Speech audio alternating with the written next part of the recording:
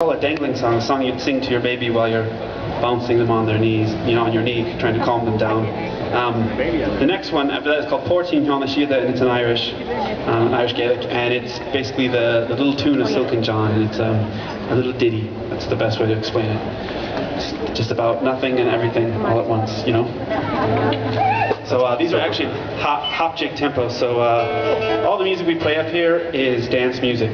So if we don't see dancing, we're not going to play it. So we've got some good dancers here, but I expect a little bit more. There's room. There's about 3 feet stretched by like 4 or 5 yards, and then all the periphery. So get up and move, or we'll bring the rain, and then you'll have to move to keep warm. Except for those people in the window, they shouldn't dance too much. No, don't. Stay where you are. Right.